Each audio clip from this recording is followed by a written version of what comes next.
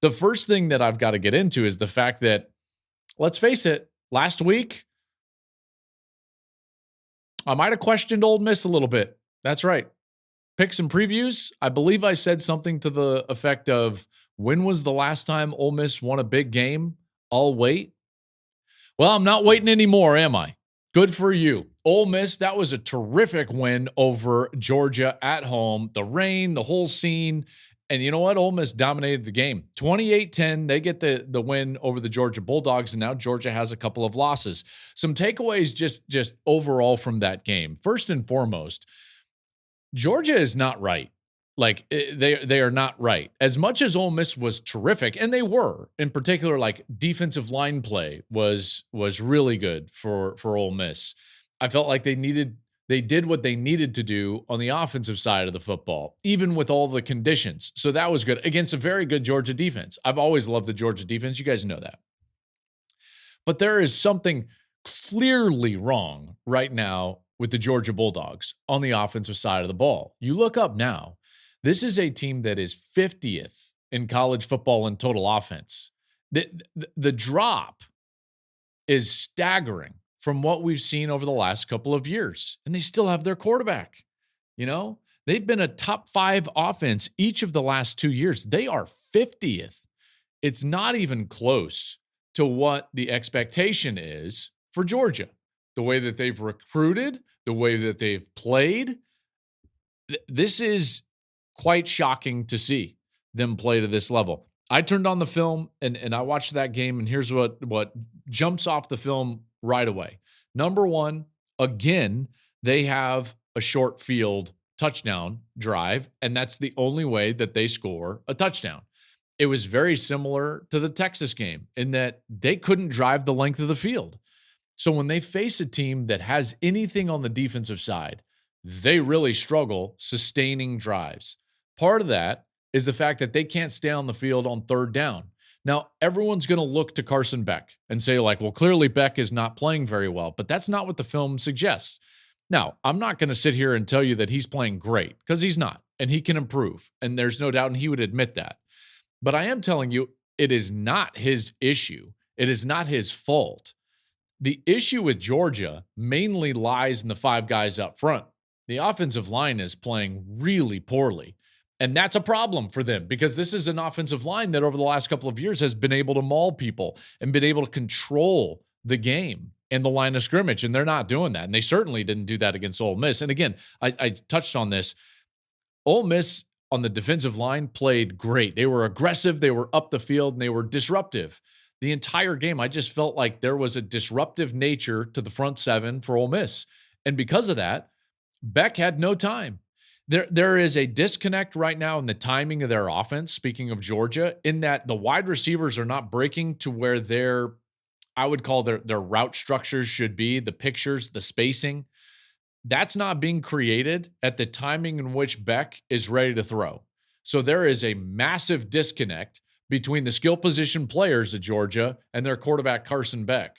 So he's ready to throw. He's got to wait a beat, and then the protection breaks down. And if you're a Bulldog fan, you're like, yep, that's exactly what I saw all day long. So now you look up, Beck has 14 turnovers over his last 6 games. Although, let's be honest, like the tipped ball pick, is that his issue? No. And that's why Kirby didn't blame him after the game, and rightly so. Kirby saw what I saw out there. Ole Miss had 5 sacks. They owned the line of scrimmage. Georgia couldn't really sustain a ground game. Couldn't sustain a drive. Third downs, too many drop passes. That is a mainstay of the Georgia film. When you turn it on, you see at least 2, 3, 4 drops a game. There are teams that go months with only 2 drops, 3 drops. They have 3, 4, sometimes 5 a game. I get it with the conditions. Those conditions were rough, and we all know that. But, man, there was some ejecto pads going on for the Bulldogs on the outside. I think Georgia's in trouble because nothing on that film suggested that they were going to figure something out in time to play Tennessee, because I think Tennessee's defense is actually a little bit better than Ole Miss's defense. I don't want to take anything away from Ole Miss. Ole Miss was terrific. And now they are in a position where they control their fate in a lot of ways. But now Georgia's got to go see Tennessee. And Tennessee, their defense is really good. Really good. So now you go and you face Tennessee. Thank goodness for Georgia, that game is going to be at home in Athens. But an 8-1 Tennessee team comes in with a defense that can get after it.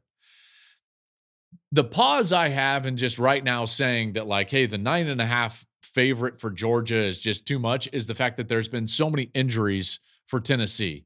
You've got injuries at skill. You've got injuries at quarterback. We'll see if Iamaleava is right and if he's ready to play. So we'll see. I'm not saying that they're going to go out there and lose to Tennessee, but I am going to tell you this. They're going to struggle driving the length of the field against the Vol defense. The Vol defense is at least in the top 2 defenses in the conference, and they will struggle driving the length of the field. Here's what I see now when you look at the totality of the Georgia year so far. We're now here at I'm recording this on a Sunday night, so this is November 10th. And I kind of take stock of Georgia, and you start to realize that the outlier moments for Georgia are not the poor play. It's actually the great play. You see, in previous years, we've seen these games. Right? Remember Missouri a couple of years ago on the road, Kentucky at times. And we saw with the benefit of hindsight those years that the anomaly, the outlier, was the poor play. This year, it looks different for Georgia because the outlier is actually the quality play. The second half against Clemson, the second half against Alabama, the first half against Texas. Outside of that, there's not a lot of moments in the season where you're just like, man, Georgia was Georgia. They were great. That's a problem.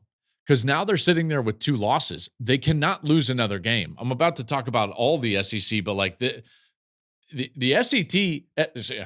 SEC will have a 10-2 team that gets left out of the playoff. So just think about that. So Georgia, their backs are against the wall. They are in a must-win now at home against Tennessee, who's a very good football team. That's not a good spot to be in. That's not a spot that Georgia wants to be in. So, we'll see how they play in that one. Ole Miss, credit to you. I questioned Ole Miss before the game. I didn't think that they were up to the task. I had thought to myself, like, no one beats Georgia, and certainly it's not an Ole Miss team that hasn't really won at the top end. Yeah, they've been very good, but they haven't leveled up in the sport. Well, that was leveling up because they handled them. They totally handled them. In particular at the line of scrimmage. So Ole Miss is a real team. That LSU loss is going to haunt them because they had the lead the entire game until the very end when LSU all of a sudden wins that game. And you look up and it's like, this team should be 9-1 and probably 4th in the country, but they lose that game that they shouldn't. And that's why Lane Kiffin at the end of that LSU game was so sick, because he knew that it was going to affect them for the remainder of the season, and you can now finally start to see that. So are they definitely in if they win out? I think so. Thank you for watching the Joel Klatt Show YouTube channel. And if you liked this clip, make sure to like it and subscribe to the channel, and you can stay up to date on all of my college football coverage.